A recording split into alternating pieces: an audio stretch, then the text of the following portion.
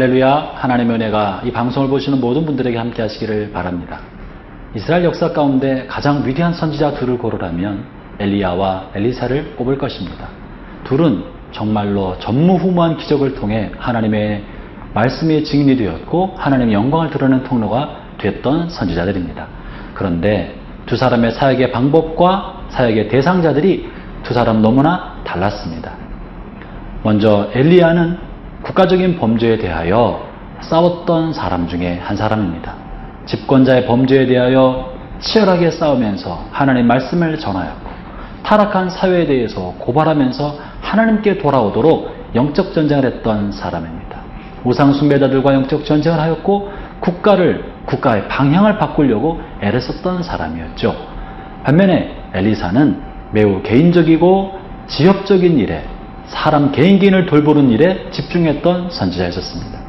그는 마실 물이 없는 고을에서 물을 깨끗하게 해준 일을 하였고 또 남편을 잃은 과부에게 생계를 유지할 수 있도록 도와주는 일을 하였고 더 나아가서 자식이 없는 사람에게는 자식을 그리고 문둥병 걸린 사람에게는 병은 치유를 이렇게 개인적이고 작은 목양에 관련된 일들에 집중했던 선지자였습니다. 이렇게 하나님의 큰 사람도 그 사람에게 주어진 사역의 범주와 방향이 다른 것입니다. 하나님께서 맡긴 역할과 내용이 달랐던 것이죠.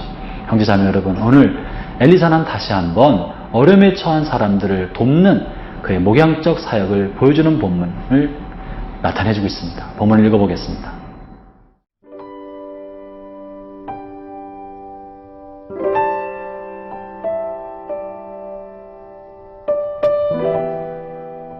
열왕기하 6장 1절에서 14절 말씀입니다. 선지자의 제자들이 엘리사에게 이르되 보소서 우리가 당신과 함께 거주하는 이곳이 우리에게는 좁으니 우리가 요단으로 가서 거기서 각각 한 제목을 가져다가 그곳에 우리가 거주할 처소를 세우사이다 하니 엘리사가 이르되 가라 하는지라. 그 하나가 이르되 청하건대 당신도 종들과 함께 하소서 하니 엘리사가 이르되 내가 가리라 하고 드디어 그들과 함께 가니라. 무리가 요단에 이르러 나무를 베더니 한 사람이 나무를 벨 때에 쇠도끼가 물에 떨어진지라. 이에 외쳐 이르되 아, 내 주여, 이는 빌려온 것이니이다 하니 하나님의 사람이 이르되 어디 빠졌느냐 하매 그곳을 보이는지라. 엘리사가 나뭇가지를 베어 물에 던져 쇠도끼를 떠오르게 하고 이르되 너는 그것을 집으라 하니 그 사람이 손을 내밀어 그것을 집으니라. 그때에 아람 왕이 이스라엘과 더불어 싸우며 그의 신복들과 의논하여 이르기를 우리가 아무데 진을 치리라 하였더니 하나님의 사람이 이스라엘 왕에게 보내 이르되 왕은 삼가 아무 곳으로 지나가지 마소서. 아람 사람이 그곳으로 나오나이다 하는지라. 이스라엘 왕이 하나님의 사람이 자기에게 말하여 경계한 곳으로 사람을 보내 방비하기가 한두 번이 아닌지라. 이러므로 아람 왕의 마음이 불안하여 그 신복들을 불러 이르되 우리 중에 누가 이스라엘 왕과 내통하는 것을 내게 말하지 아니하느냐 하니 그 신복 중에 한 사람이 이르되 우리 주 왕이여 아니로소이다.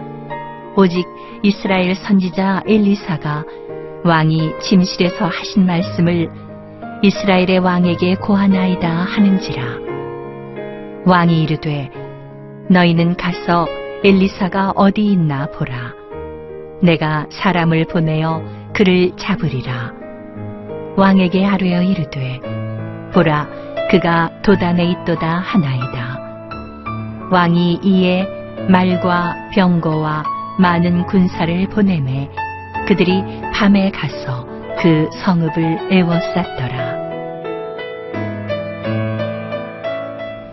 선지자 엘리사는 오늘 본문에서 읽은 것처럼 난처한 환경에 처한 자신의 제자의 그 상황에 도움을 줍니다. 이것은 마치 섬세하고 자상한 하나님의 돌보심을 보여준 것과 같습니다. 내용은 이렇습니다. 선지자의 무리가 모여있는 그곳에 거처할 처소가 좁기 때문에 이젠 지경을 옮겨서 넓은 곳에 새로운 처소를 마련하기 위하여 나무를 하고 있었습니다. 그런데 나무를 하다가 도끼가 그만 물에 빠지고 말았습니다. 그래서 빠진 도끼가 자기 것이 아니라 빌려온 것이었기 때문에 도끼질하던 이 선지자의 제자는 큰 어려움, 난관에 봉착하게 된 것이죠. 선지자 엘리사는 그 도끼를 물에서 떠오르게 해주므로 이 어려움을 처한 이 사람을 도와주고 있습니다. 본문 4절 5절을 읽어보겠습니다. 드디어 그들과 함께 가니라. 무리가 요단에 이르러 나무를 베더니 한 사람이 나무를 벨 때 쇠도끼가 물에 떨어진지라. 이에 외쳐 이르되 아 내 주여 이는 빌려온 것이니이다 하니. 얼마나 난처하겠습니까? 빌려온 도끼를 물에 빠뜨렸으니 자신의 힘으로 다시 도끼를 사서 갖다 줄 수도 없는 어려운 형편이었습니다. 이런 곤란에 빠진 사람을 위해서 선지자 엘리사는 어떻게 합니까? 6절 7절입니다. 하나님의 사람이 이르되 어디에 빠졌느냐 하매 그곳을 보이는지라. 엘리사가 나뭇가지를 베어 물에 던져 쇠도끼를 떠오르게 하고 이르되 너는 그것을 집으라 하니 그 사람이 손을 내밀어 그것을 집으니라. 선지자 엘리사는 곤란한 지경에 빠진 사람을 향해서 묻습니다. 어디에서 도끼가 빠졌느냐? 그리고 그 빠진 곳을 확인하고 그 앞에 서서 나뭇가지를 물에 던졌더니 빠졌던 도끼가 떠올랐던 것입니다. 여기서 우리는 몇 가지를 살펴볼 수 있습니다. 먼저는 난처하고 곤란한 환경에 빠지게 되었을 때, 어려움에 처하게 되었을 때, 경제적인 환경이나 육체적인 어려움이나 내면의 어려움이나 영적인 어려움에 봉착하게 되었을 때 먼저 중요한 것은 이 일이 왜 생겼는지, 어디서부터 이런 일이 이루어지게 됐는지를 먼저 점검하라는 것입니다. 그래서 선지자는 어디에서 도끼가 빠졌느냐를 묻고 그 빠진 자리에 가도록 말해주고 있습니다. 형제자매 여러분, 혹시 여러분의 첫사랑을 잃어버리진 않았습니까? 신앙의 첫사랑을 잃어버리고 구원의 감격을 잃어버리고 그저 매너리즘에 빠져 살아가지는 않습니까? 옛날 같이 기도에 감격하지 못하고 찬양의 감격을 잃어버리고 예배가 회복되지 않고 그저 매너리즘에 빠져 살아가는 사람은 없습니까? 형제자매 여러분, 여러분이 잃어버린 구원의 감격 어디서부터 잃게 되었는지 그 잃어버린 자리에 먼저 서서 하나님의 은혜를 구하기를 바랍니다. 그것이 우리가 잃어버린 감격과 은혜를 회복하는 열쇠입니다. 혹시 형제자매 여러분 마음에 근심과 염려가 있어서 잠 못 이루는 밤을 보내고 있지는 않습니까? 무엇 때문에 근심이 생겼습니까? 언제부터 그랬습니까? 그 잃어버린 그 자리를 먼저 찾아가서 하나님 앞에 엎드리기를 바랍니다. 그저 지내서는 안 되는 것이에요.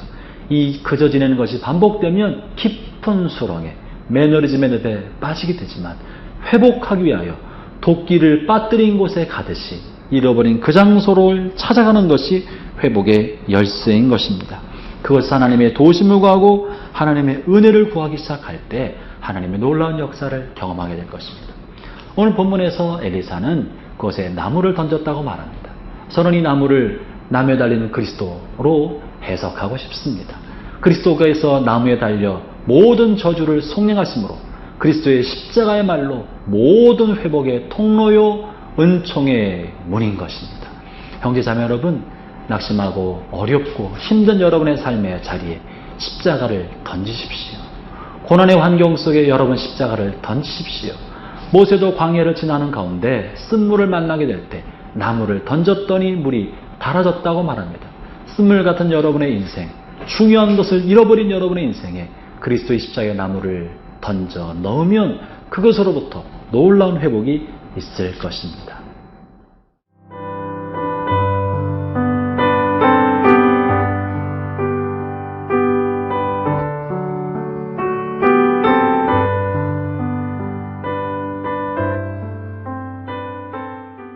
이어서 등장하는 이야기는 북왕국 어느 왕 때인지는 알 수 없지만 아람 왕이 북왕국 이스라엘을 침공하려 할 때 선지자 엘리사는 하나님의 음성으로 번번이 북왕국 이스라엘 왕을 도와서 아람 왕을 격퇴한다는 내용을 담고 있습니다. 그러자 아람 왕은 자신이 한 말을 누군가가 이스라엘 왕에게 전달해 주기 때문에 전쟁에서 빈번히 진다고 생각했습니다. 그러나 실제로 어떤 스파이가 있는 것이 아니라 선지자 엘리사가 하나님의 음성으로 그 한 말들을 깨닫고 이스라엘 왕을 도왔던 것이죠.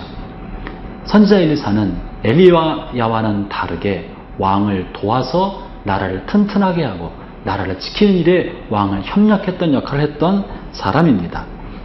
한 사람은 예언자적 사역을 하면서 왕의 잘못과 국가의 잘못을 맞서 싸우는 일을 하였지만 또 한 사람 엘리사는 왕을 도와서 나라를 안정시키고 국방을 튼튼히 하는 일에 오히려 마음을 쏟았고 그리고 그의 삶에 소소한 세세한 각자의 삶에 도움을 주는 목양적 사역을 했던 사람입니다. 이것은 무엇이 옳고 무엇이 그른 것이 아닙니다. 하나님께서 각자에게 맡긴 역할과 사역이 다르다는 것을 말해주고 있는 것이죠. 사회적 제사장의 역할을 하는 사람은 또 그런 사람, 그런 목회자, 그런 사역자가 있는 반면에 또 어떤 사람은 소중한 하나님의 사람, 한 사람 한 사람을 돌보는 목양의 사역을 하는 사람들도 있는 것입니다. 사회적 사역을 감당하는 사람도 소중한 하나님의 종이고 개인의 영혼을 돌보는 목양을 하는 목회자도 소중하고 중요한 하나님의 종들입니다. 우리는 이 모두를 귀히 여길 줄 알아야 될 것입니다. 오늘 특별히 엘리사는 굉장히 민감한 영혼으로 사람들의 마음과 말과 생각을 감지해내는 탁월한 능력을 보여주고 있습니다. 오늘 본문 12절을 읽어보도록 하겠습니다. 그의 신복 중에 한 사람이 이르되 우리 주 왕이여 아니로소이다. 오직 이스라엘 선지자 엘리사가 왕이 침실에서 하신 말씀을 이스라엘의 왕에게 고하나이다 하는지라. 엘리사는 아람 왕이 하는 말들을 다 감지해서 알 수 있었다고 말하고 있는 것이죠. 그는 대단히 민감한 영혼을 가진 사람이었습니다. 민감한 심령은 다른 사람의 영혼에 내면에 흐르는 작은 변화를 감지해낼 수도 있습니다. 그리고 더 나아가서 시대의 기류도 감지할 수 있고 이 시대의 흐름이 어디로 가고 있는지 그 방향도 감지해낼 수 있는 것입니다. 그것을 통해서 앞으로 어떤 일이 벌어질지 혹은 하나님께서 지금 무슨 일을 하고 계신지 하나님의 역사는 어느 방향으로 흘러가는지를 또한 감지할 수가 있는 것입니다. 사랑하는 형제자매 여러분, 저는 오늘 이 엘리사의 놀라운 민감한 심령이 저와 여러분에게 있기를 바랍니다. 그래서 이 시대의 흐름 속에서 말씀하신 하나님의 음성을 듣게 되고 역사를 진행하는 하나님의 경륜의 진행 방향을 분별하여 그 하나님의 사역에 동참할 수 있는 사람이 되어야 할 것입니다. 이것은 어떻게 가능합니까? 날마다 하나님 앞에 엎드려서 하나님의 마음을 구할 때, 그 하나님의 마음이 우리 안에 머물 때 우리는 하나님께서 행하신 일의 방향을 알 수 있을 것입니다. 또 한 가지는 날마다 이 나라와 민족과 백성들을 가슴에 품고 그들의 영혼을 가슴에 품고 중보자의 자리에 나아갈 때 우리는 하나님께서 이 세상의 하나님뿐만 아니라 이 세상이 흘러가는 방향을 감지하고 영혼의 문제를 감지하고 온전히 성녀로 기도할 수 있는 사람이 될 것입니다. 형제자매 여러분, 민감한 심령을 갖도록 합시다. 하나님의 마음을 구합시다. 세상을 향한 하나님의 은총의 손길을 구합시다. 그리고 우리가 다른 사람과 세상을 어떻게 도울 수 있는지 중보자의 영을 구하도록 합시다. 그래서 올바른 분별력과 영적 감수성을 가지고 오늘도 살아가는 복된 축복의 하루가 되기를 축원합니다. 기도하겠습니다. 하나님 아버지, 우리는 세상에 보내진 하나님의 종들입니다. 세상과 하나님 사이에 선한 통로가 되고 말씀의 통로가 되어야 할 사람들입니다. 이 땅을 향한 하나님의 뜻이 무엇인지 바르게 분별할 수 있도록 도와주시고 우리에게 맡겨진 영혼들을 어떻게 이끌고 또 어떻게 섬겨야 할지 그들의 상태에 대해서 민감하도록 우리의 영이 예민하고 민감하게 주여 도와 주옵소서. 주의 뜻과 함께하는 복된 날이 되도록 성령여 저희를 주관하여 주옵소서. 예수님 이름으로 기도합니다. 아멘.